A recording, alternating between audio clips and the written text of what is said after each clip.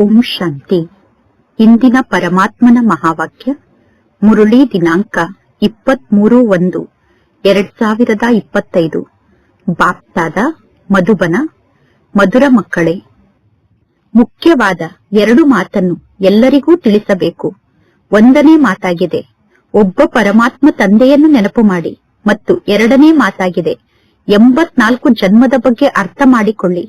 ಆಗ ನಿಮ್ಮ ಎಲ್ಲಾ ಪ್ರಶ್ನೆಗಳು ಸಮಾಪ್ತಿಯಾಗಿ ಬಿಡುತ್ತದೆ. ಇಂದಿನ ಪ್ರಶ್ನೆಯಾಗಿದೆ, ಪರಮಾತ್ಮ ತಂದೆಯ ಮಹಿಮೆಯಲ್ಲಿ ಯಾವೊಂದು ಅಂತಹ ಶಬ್ದ ಬರುತ್ತದೆ, ಆ ಶಬ್ದ ಶ್ರೀಕೃಷ್ಣನ ಮಹಿಮೆಯಲ್ಲಿ ಇರಲು ಸಾಧ್ಯ ಇಲ್ಲ. ಉತ್ತರ, ವೃಕ್ಷಪತಿ ಒಬ್ಬ ಪರಮಾತ್ಮ ತಂದೆಯಾಗಿದ್ದಾರೆ. ಶ್ರೀಕೃಷ್ಣನಿಗೆ ವೃಕ್ಷಪತಿ ಎಂದು ಕರೆಯುವುದಿಲ್ಲ. ಒಬ್ಬ ನಿರಾಕಾರ ಪರಮಾತ್ಮ ತಂದೆಗೆ ಎಲ್ಲಾ ಪಿತಾಗಳಿಗೂ ಪಿತ ಅಥವಾ ಎಲ್ಲಾ ಪತಿಗಳಿಗೂ ಪತಿ ಎಂದು ಕರೆಯಲಾಗುತ್ತದೆ. ಶ್ರೀಕೃಷ್ಣನಿಗೆ ಎಲ್ಲಾ ಪಿತಾಗಳಿಗೂ ಪಿತ ಎಂದು ಕರೆಯುವುದಿಲ್ಲ ಅಥವಾ ಪತಿಯರಿಗೆ ಪತಿ ಎಂದು ಶ್ರೀಕೃಷ್ಣನಿಗೆ ಕರೆಯುವುದಿಲ್ಲ.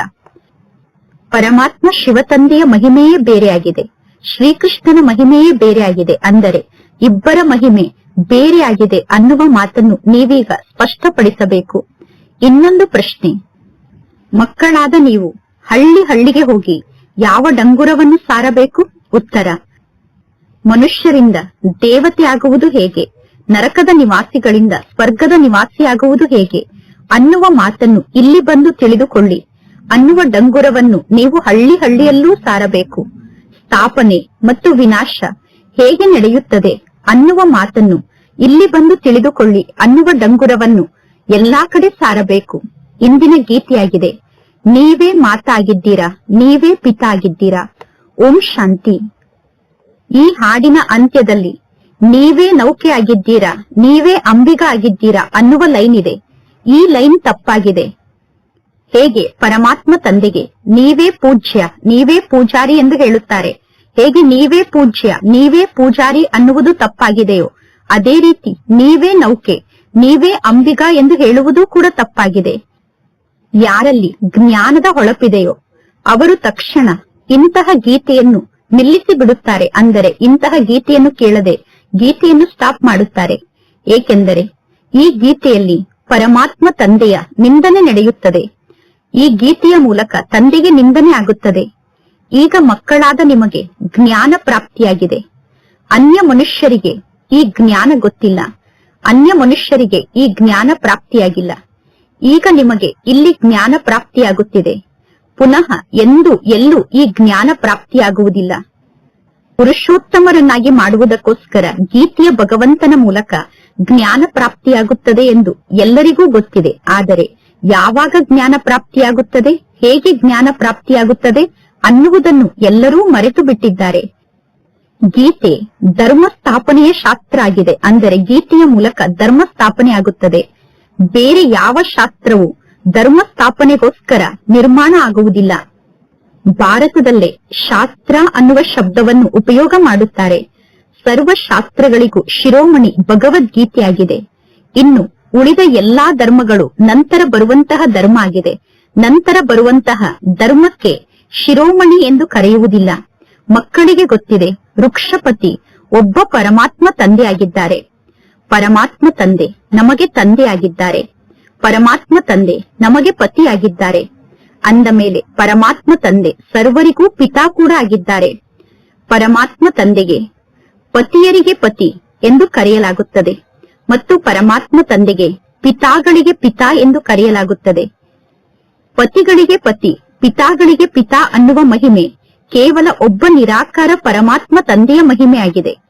ಪತಿಗಳಿಗೆ ಪತಿ, ಪಿತಾಗಳಿಗೆ ಪಿತಾ ಎಂದು ಒಬ್ಬ ನಿರಾಕಾರ ಪರಮಾತ್ಮ ತಂದೆಗೆ ಮಹಿಮೆಯನ್ನು ಮಾಡಲಾಗುತ್ತದೆ. ಶ್ರೀಕೃಷ್ಣನ ಮಹಿಮೆ ಮತ್ತು ನಿರಾಕಾರ ಪರಮಾತ್ಮ ಶಿವತಂದೆಯ ಮಹಿಮೆಯನ್ನು ಹೋಲಿಕೆ ಮಾಡಲಾಗುತ್ತದೆ. ಶ್ರೀಕೃಷ್ಣ ಹೊಸ ಜಗತ್ತಿನ ರಾಜಕುಮಾರ ಆಗಿದ್ದಾರೆ. ಅವರು ಪುನಃ ಈ ಹಳೆಯ ಜಗತ್ತಿನಲ್ಲಿ ಸಂಗಮ ಯುಗದ ಸಮಯದಲ್ಲಿ ರಾಜಯೋಗವನ್ನು ಹೇಗೆ ಕಲಿಸಲು ಸಾಧ್ಯ? ಹೊಸ ಜಗತ್ತಿನ ರಾಜಕುಮಾರ ಆದಂತಹ ಶ್ರೀಕೃಷ್ಣ ಈ ಸಂಗಮ ಯುಗದಲ್ಲಿ ಹೇಗೆ ರಾಜಯೋಗವನ್ನು ಕಲಿಸಲು ಸಾಧ್ಯ? ಈಗ ಮಕ್ಕಳಿಗೆ ಗೊತ್ತಿದೆ, ನಮಗೆ ಭಗವಂತ ತಂದೆ ಶಿಕ್ಷಣವನ್ನು ಕಲಿಸುತ್ತಿದ್ದಾರೆ. ನಾವು ಈ ಶಿಕ್ಷಣವನ್ನು ಕಲಿತು ದೇವಿ ದೇವತೆಗಳಾಗುತ್ತೇವೆ. ನಾವು ದೇವತೆಗಳಾದ ನಂತರ ಪುನಃ ಈ ಜ್ಞಾನ ಮಾರ್ಗ ಇರುವುದಿಲ್ಲ. ಈ ಜ್ಞಾನ ನಂತರ ಪ್ರಾಯಲೋಪ ಆಗುತ್ತದೆ. ಇನ್ನು ಹಿಟ್ಟಿನಲ್ಲಿ ಎಷ್ಟು ಉಪ್ಪನ್ನು ಹಾಕುತ್ತಾರೋ ಅಷ್ಟು ಚಿತ್ರಗಳು ಮಾತ್ರ ಉಳಿದುಕೊಳ್ಳುತ್ತದೆ. ವಾಸ್ತವದಲ್ಲಿ ಜಗತ್ತಿನಲ್ಲಿ ಭಕ್ತಿ ಮಾರ್ಗದ ಚಿತ್ರ ಎಷ್ಟೆಲ್ಲ ಇದೆಯೋ ಆ ಭಕ್ತಿ ಮಾರ್ಗದ ಚಿತ್ರ ಯಥಾರ್ಥವಾದ ಚಿತ್ರ ಅಲ್ಲ. ಮೊಟ್ಟ ಮೊದಲು ಪರಮಾತ್ಮ ತಂದೆಯ ಪರಿಚಯ ಪ್ರಾಪ್ತಿಯಾಗುತ್ತದೆ. ಭಗವಂತ ತಂದೆಯ ಪರಿಚಯ ಗೊತ್ತಾದ ನಂತರ ನೀವು ಹೇಳುತ್ತೀರಾ, ಭಗವಂತ ತಂದೆ ಈ ರೀತಿ ಜ್ಞಾನವನ್ನು ತಿಳಿಸುತ್ತಿದ್ದಾರೆ ಎಂದು. ಅಂದ ಮೇಲೆ ಸ್ವಯಂ ಭಗವಂತ ತಂದೆ ಈ ರೀತಿ ಜ್ಞಾನವನ್ನು ತಿಳಿಸಲು ಸಾಧ್ಯ. ನೀವು ಏಕೆ ಪ್ರಶ್ನೆಯನ್ನು ಕೇಳುತ್ತೀರಾ? ಪ್ರಶ್ನೆಯನ್ನು ಕೇಳುವ ಬದಲು ಮೊದಲು ಪರಮಾತ್ಮ ತಂದೆಯನ್ನು ಅರ್ಥ ಮಾಡಿಕೊಳ್ಳಿ ಎಂದು ನೀವು ಹೊಸಬರಿಗೆ ಹೇಳುತ್ತೀರಾ. ಪರಮಾತ್ಮ ತಂದೆ ಆತ್ಮರಿಗೆ ತಿಳಿಸುತ್ತಿದ್ದಾರೆ, ತಂದೆಯಾದ ನನ್ನನ್ನು ನೀವು ನೆನಪು ಮಾಡಿ. ಕೇವಲ 2 ಮಾತನ್ನು ನೆನಪಿನಲ್ಲಿ ಇಟ್ಟುಕೊಳ್ಳಿ. ಪರಮಾತ್ಮ ತಂದೆ ತಿಳಿಸುತ್ತಾರೆ, 1ನೇಯದಾಗಿ ತಂದೆಯಾದ ನನ್ನನ್ನು ನೆನಪು ಮಾಡಿ ಮತ್ತು 2ನೇಯದಾಗಿ 84 ಜನ್ಮದ ಚಕ್ರವನ್ನು ನೆನಪು ಮಾಡಿದರೆ ಸಾಕು. ಈ 2 ಮುಖ್ಯ ಮಾತಿನ ಬಗ್ಗೆ ನೀವು ಎಲ್ಲರಿಗೂ ತಿಳಿಸಬೇಕು. ಭಗವಂತ ತಂದೆ ತಿಳಿಸುತ್ತಾರೆ, ನಿಮಗೆ ನಿಮ್ಮ ಜನ್ಮದ ಬಗ್ಗೆ ಗೊತ್ತಿಲ್ಲ. ಬ್ರಾಹ್ಮಣ ಮಕ್ಕಳಿಗೆ ಪರಮಾತ್ಮ ತಂದೆ ತಿಳಿಸುತ್ತಾರೆ, ಬ್ರಾಹ್ಮಣ ಮಕ್ಕಳನ್ನು ಬಿಟ್ಟು ಬೇರೆ ಯಾರು ಈ ಜ್ಞಾನವನ್ನು ಅರ್ಥ ಮಾಡಿಕೊಳ್ಳಲು ಸಾಧ್ಯ ಇಲ್ಲ. ಪ್ರದರ್ಶನದಲ್ಲಿ ನೋಡಿ, ಎಷ್ಟು ದೊಡ್ಡ ಜನರ ಗುಂಪು ಸೇರುತ್ತದೆ. ಎಲ್ಲರೂ ತಿಳಿದುಕೊಳ್ಳುತ್ತಾರೆ, ಇಷ್ಟೊಂದು ಜನ ಈ ಪ್ರದರ್ಶನವನ್ನು ನೋಡಲು ಹೋಗುತ್ತಿದ್ದಾರೆ. ಅಂದ ಮೇಲೆ ಅವಶ್ಯವಾಗಿ ಇಲ್ಲಿ ನೋಡುವಂತಹ ಯಾವುದೋ ವಸ್ತು ಇದೆ ಎಂದು ತಿಳಿದುಕೊಂಡು ಎಲ್ಲರೂ ಪ್ರದರ್ಶನದ ಒಳಗಡೆ ನುಗ್ಗಲು ಪ್ರಾರಂಭ ಮಾಡುತ್ತಾರೆ. ನೀವು ಒಬ್ಬೊಬ್ಬರಿಗೆ ಕುಳಿತು ಜ್ಞಾನವನ್ನು ತಿಳಿಸಲು ಹೋದರೆ ಮಾತನಾಡಿ ಮಾತನಾಡಿ ನಿಮ್ಮ ಬಾಯಿಗೆ ಸುಸ್ತಾಗಿ ಬಿಡುತ್ತದೆ, ಅಂದರೆ ನಿಮ್ಮ ಗಂಟಲಿಗೆ ಸುಸ್ತಾಗುತ್ತದೆ. ಅಂದ ಮೇಲೆ ಈಗ ನೀವು ಏನನ್ನು ಮಾಡಬೇಕು?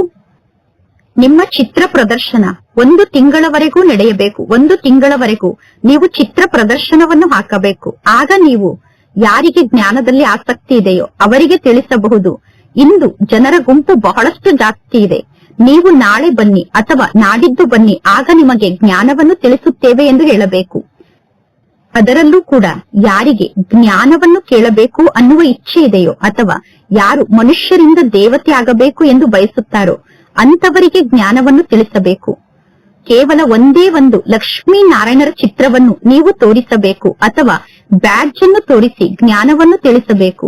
ಪರಮಾತ್ಮ ತಂದೆಯ ಮೂಲಕ ನೀವು ಈ ರೀತಿ ವಿಷ್ಣುಪುರಿಗೆ ಮಾಲೀಕರಾಗಬಹುದು ಅನ್ನುವ ಜ್ಞಾನವನ್ನು ತಿಳಿಸಬೇಕು. ಈಗ ಈ ಪ್ರದರ್ಶನದಲ್ಲಿ ಜನರ ಗುಂಪು ಬಹಳಷ್ಟು ಜಾಸ್ತಿ ಇದೆ, ನೀವು ಸೆಂಟರ್ಗೆ ಬಂದು ಜ್ಞಾನವನ್ನು ತಿಳಿದುಕೊಳ್ಳಿ ಎಂದು ಹೇಳಬೇಕು. ಸೆಂಟರ್ನ ಅಡ್ರೆಸ್ ಅಂತೂ ಪಾಂಪ್ಲೆಂಟ್ ನಲ್ಲಿ ಬರೆಯಲಾಗಿದೆ. ಇನ್ನು ಕೇವಲ ಚಿತ್ರವನ್ನು ತೋರಿಸಿ ಇದು ಸ್ವರ್ಗ ಆಗಿದೆ, ಇದು ನರಕ ಆಗಿದೆ ಎಂದು ಹೇಳಿದರೆ ಮನುಷ್ಯರಿಗೆ ಏನೂ ಅರ್ಥ ಆಗುವುದಿಲ್ಲ, ನಿಮ್ಮ ಸಮಯ ಕೂಡ ವ್ಯರ್ಥ ಆಗುತ್ತದೆ. ಇನ್ನು ಪ್ರದರ್ಶನದಲ್ಲಿ ವ್ಯಕ್ತಿಗಳನ್ನು ಗುರುತಿಸಲು ನಿಮಗೆ ಸಾಧ್ಯ ಆಗುವುದಿಲ್ಲ. ಇವರು ದೊಡ್ಡ ವ್ಯಕ್ತಿಯಾಗಿದ್ದಾರೋ, ಶ್ರೀಮಂತರಾಗಿದ್ದಾರೋ ಅಥವಾ ಬಡವರಾಗಿದ್ದಾರೋ ಎಂದು ಪ್ರದರ್ಶನದಲ್ಲಿ ನಿಮಗೆ ಗೊತ್ತಾಗುವುದಿಲ್ಲ. ವರ್ತಮಾನ ಸಮಯದಲ್ಲಿ ಕೆಲವರು ಎಂತಹ ಡ್ರೆಸ್ ಅನ್ನು ಹಾಕಿಕೊಳ್ಳುತ್ತಾರೆ ಅಂದರೆ ಇವರು ದೊಡ್ಡ ವ್ಯಕ್ತಿಯೋ ಅಥವಾ ಸಾಧಾರಣ ವ್ಯಕ್ತಿಯೋ, ಇವರು ಶ್ರೀಮಂತರು ಅಥವಾ ಬಡವರು ಅನ್ನುವುದು ಯಾರಿಗೂ ಗೊತ್ತಾಗುವುದಿಲ್ಲ.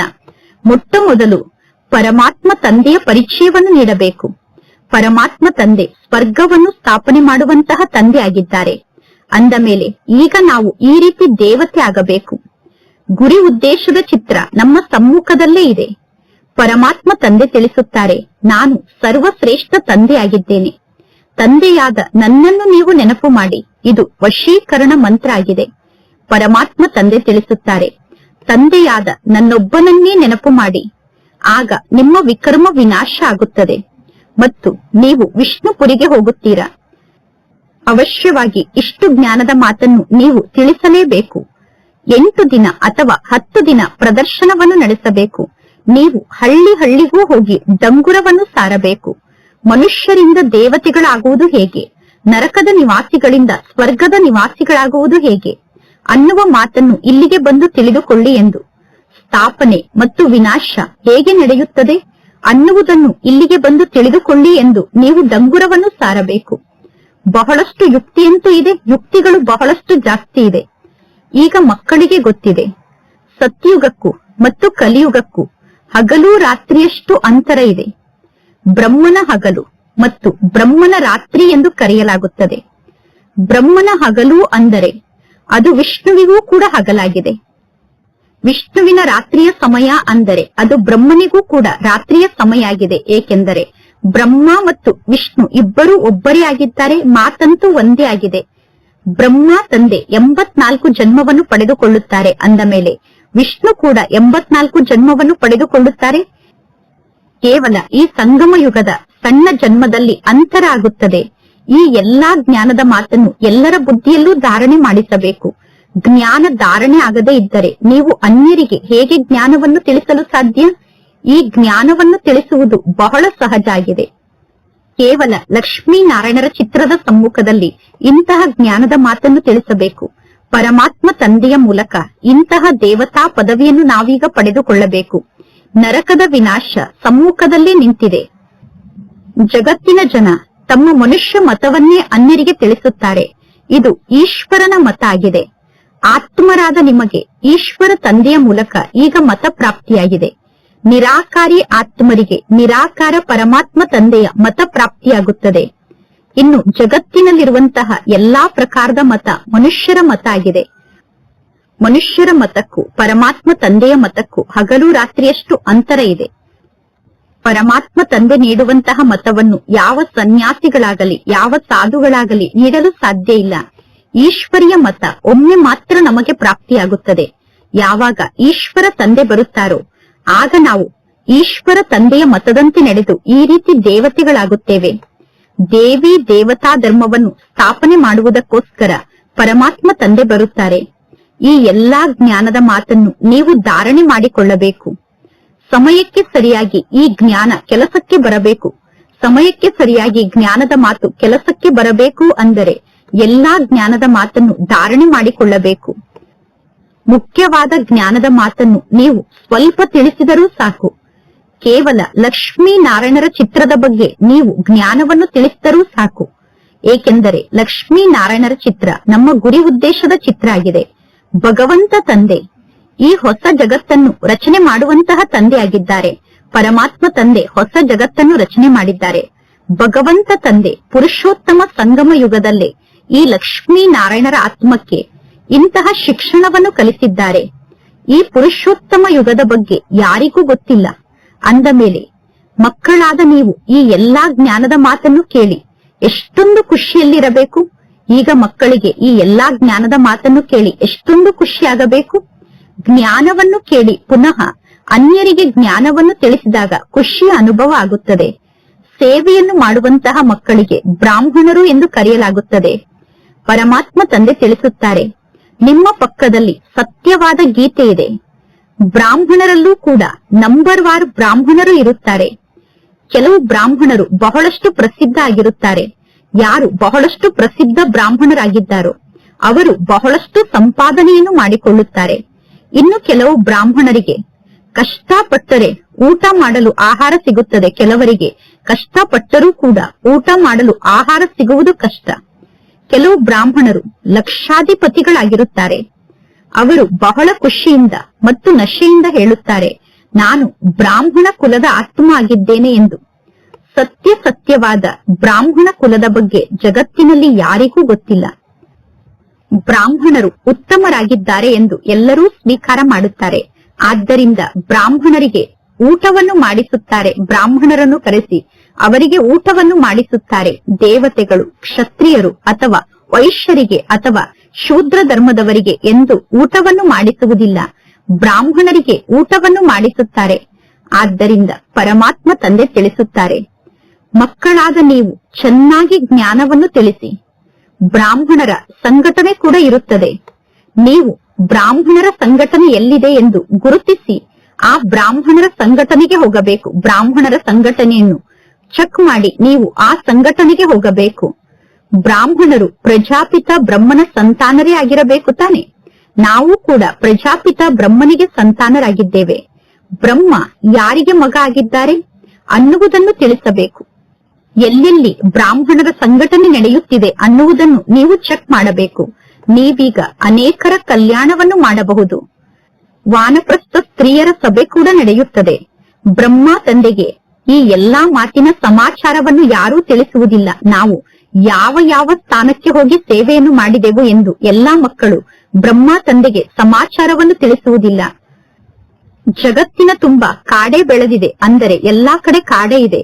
ನೀವು ಈ ಕಾಡಿನಲ್ಲಿ ಯಾವ ಸ್ಥಾನಕ್ಕೆ ಹೋದರೂ ಕೂಡ ನೀವು ಬೇಟೆಯನ್ನು ಆಡಬಹುದು. ಕಲಿಯುಗ ಅನ್ನುವ ಕಾಡಿನಲ್ಲಿ ಎಲ್ಲಿ ಹೋದರೂ ನಿಮಗೆ ಬೇಟೆ ಸಿಗುತ್ತದೆ.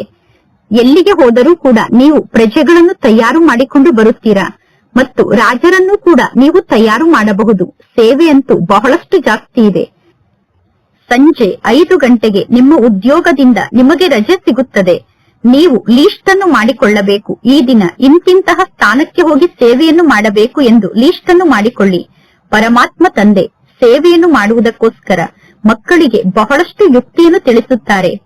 ಪರಮಾತ್ಮ ತಂದೆ ಮಕ್ಕಳ ಜೊತೆಗೆ ಮಾತನಾಡುತ್ತಾರೆ.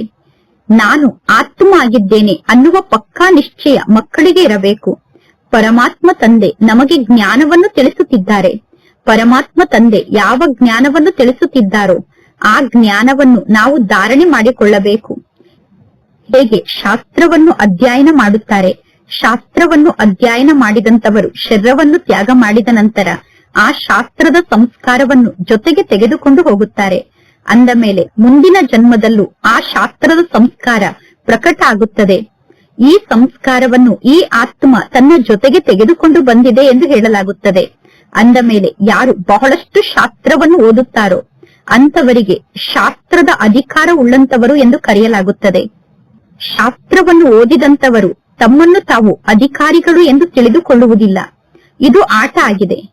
ಪರಮಾತ್ಮ ತಂದೆ ಯಾವ ಜ್ಞಾನದ ಮಾತನ್ನು ತಿಳಿಸುತ್ತಿದ್ದಾರೋ ಆ ಜ್ಞಾನದ ಮಾತು ಹೊಸ ಮಾತಲ್ಲ. ಈ ನಾಟಕ ಇದೇ ರೀತಿ ಮಾಡಲ್ಪಟ್ಟಿದೆ. ಈ ನಾಟಕದ ಬಗ್ಗೆ ನಾವೀಗ ಅರ್ಥ ಮಾಡಿಕೊಳ್ಳಬೇಕು. ಇದು ಹಳೆಯ ಜಗತ್ತಾಗಿದೆ ಅನ್ನುವ ಮಾತು ಮನುಷ್ಯರಿಗೆ ಗೊತ್ತಿಲ್ಲ. ನಾನೀಗ ಈ ಸೃಷ್ಟಿಗೆ ಬಂದಿದ್ದೇನೆ ಎಂದು ಪರಮಾತ್ಮ ತಂದೆ ತಿಳಿಸುತ್ತಾರೆ. ಮಹಾಭಾರತ ಯುದ್ಧ ನಮ್ಮ ಸಮ್ಮುಖದಲ್ಲೇ ಇದೆ. ಮನುಷ್ಯರು ಅಜ್ಞಾನದ ಅಂಧಕಾರದಲ್ಲಿ ಮಲಗಿದ್ದಾರೆ. ಅಜ್ಞಾನ ಎಂದು ಭಕ್ತಿಗೆ ಕರೆಯಲಾಗುತ್ತದೆ. ಜ್ಞಾನದ ಸಾಗರ ಒಬ್ಬ ಪರಮಾತ್ಮ ತಂದೆಯಾಗಿದ್ದಾರೆ. ಯಾರು ಬಹಳಷ್ಟು ಭಕ್ತಿಯನ್ನು ಮಾಡುತ್ತಾರೋ ಅಂತವರಿಗೆ ಭಕ್ತಿಯ ಸಾಗರರು ಎಂದು ಕರೆಯಲಾಗುತ್ತದೆ. ಭಕ್ತರ ಮಾಲೆ ಕೂಡ ಇದೆ. ಭಕ್ತರ ಮಾಲೆಯಲ್ಲಿ ಯಾರ ಯಾರ ಹೆಸರಿದೆಯೋ ಆ ಎಲ್ಲಾ ಹೆಸರನ್ನು ನೀವು ಒಂದು ಕಡೆ ಸಂಗ್ರಹ ಮಾಡಬೇಕು. ಭಕ್ತರ ಮಾಲೆ ದ್ವಾಪರ ಯುಗದಿಂದ ಹಿಡಿದು ಕಲಿಯುಗದ ಅಂತ್ಯದವರೆಗೂ ನಡೆಯುತ್ತದೆ. ಈಗ ಮಕ್ಕಳಿಗೆ ಬಹಳಷ್ಟು ಖುಷಿ ಇರಬೇಕು. ಯಾರು ಇಡೀ ದಿನ ಸೇವೆಯನ್ನು ಮಾಡುತ್ತಾರೋ ಅಂತವರಿಗೆ ಬಹಳಷ್ಟು ಖುಷಿಯಾಗುತ್ತದೆ.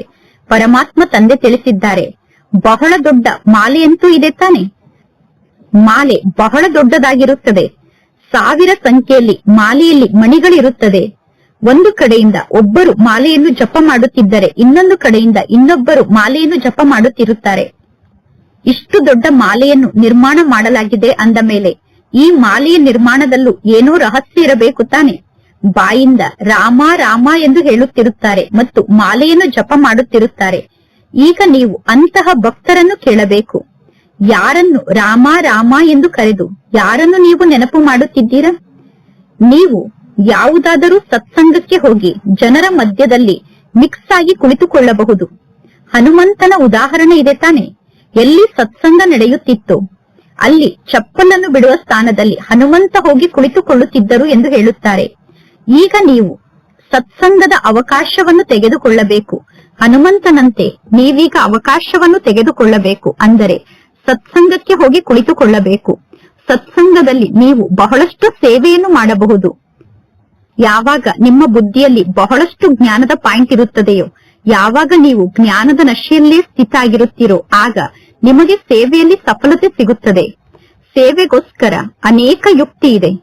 ರಾಮಾಯಣ, ಭಾಗವತ ಮುಂತಾದ ಅನೇಕ ಮಾತು ಭಕ್ತಿಯಲ್ಲಿ ಇದೆ. ಈಗ ಈ ಎಲ್ಲಾ ಮಾತಿನ ಕಡೆ ನಿಮ್ಮ ದೃಷ್ಟಿ ಇರಬೇಕು. ಅಂದರೆ ಈ ಎಲ್ಲಾ ಮಾತಿನ ಕಡೆ ನೀವು ಗಮನವನ್ನು ಕೊಡಬೇಕು. ಕೇವಲ ಅಂಧಶ್ರದ್ಧೆಯಿಂದ ಸತ್ಸಂಗದಲ್ಲಿ ಹೋಗಿ ಕುಳಿತುಕೊಳ್ಳಬಾರದು. ಸತ್ಸಂಗದಲ್ಲಿ ಕುಳಿತು ಹೇಳಬೇಕು, ನಾವೀಗ ನಿಮ್ಮ ಕಲ್ಯಾಣವನ್ನು ಮಾಡಲು ಬಯಸುತ್ತೇವೆ ಎಂದು. ಭಕ್ತಿ ಮಾರ್ಗ ಸಂಪೂರ್ಣ ಭಿನ್ನವಾದ ಮಾರ್ಗ ಆಗಿದೆ. ಈ ಜ್ಞಾನವೇ ಬೇರೆ ಆಗಿದೆ, ಭಕ್ತಿಯೇ ಬೇರೆ ಆಗಿದೆ. ಜ್ಞಾನವನ್ನು ಕೇವಲ ಒಬ್ಬ ಜ್ಞಾನೇಶ್ವರ ಆದಂತಹ ಪರಮಾತ್ಮ ತಂದೆ ನೀಡುತ್ತಾರೆ. ಸೇವೆ ಬಹಳಷ್ಟು ಜಾಸ್ತಿ ಇದೆ. ಸರ್ವಶ್ರೇಷ್ಠ ಯಾರಾಗಿದ್ದಾರೆ ಅನ್ನುವ ಒಂದೇ ಒಂದು ಮಾತನ್ನು ಎಲ್ಲರಿಗೂ ತಿಳಿಸಿ. ಸರ್ವಶ್ರೇಷ್ಠ ಒಬ್ಬ ಭಗವಂತ ತಂದೆ ಆಗಿದ್ದಾರೆ. ಆ ತಂದೆಯ ಮೂಲಕ ನಮಗೆ ಆಸ್ತಿ ಸಿಗುತ್ತದೆ. ಇನ್ನು ಉಳಿದಿದ್ದೆಲ್ಲ ಪರಮಾತ್ಮನ ರಚನೆಯಾಗಿದೆ. ಮಕ್ಕಳಿಗೆ ಸೇವೆಯನ್ನು ಮಾಡುವಂತಹ ಆಸಕ್ತಿ ಬಹಳಷ್ಟು ಜಾಸ್ತಿ ಇರಬೇಕು. ನೀವೀಗ